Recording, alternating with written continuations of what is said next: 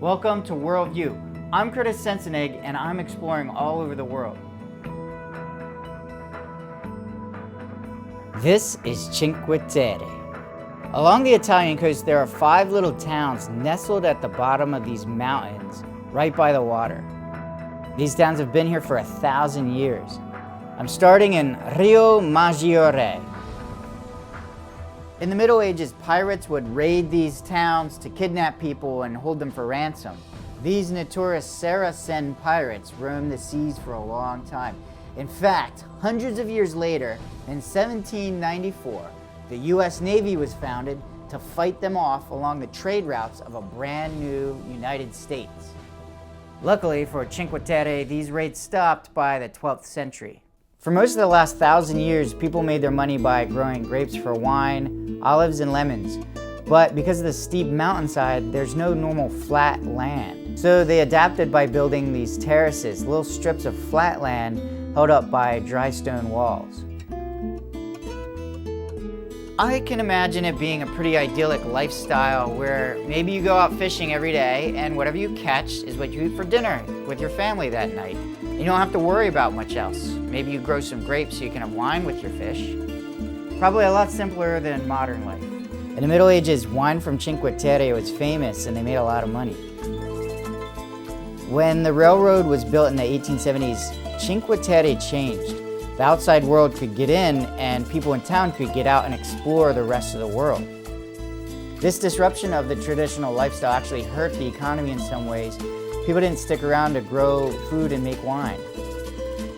But then, a new industry popped up that made more money than the town had ever made: tourism.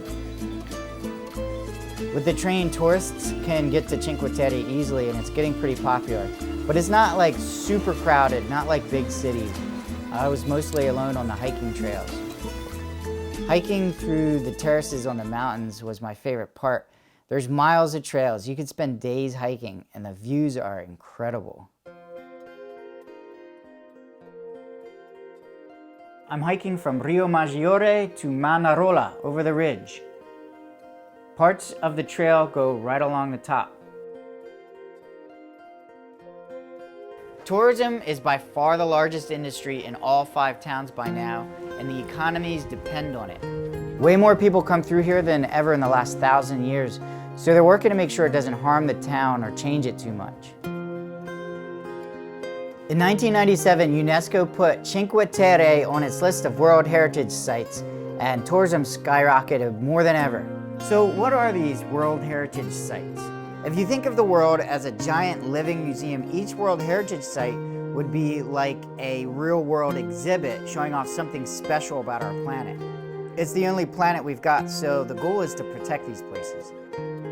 Cinque Terre got on the list for a number of reasons. Mostly, I think it's how beautiful and unusual it is, showing how humans adapted to the difficult environment.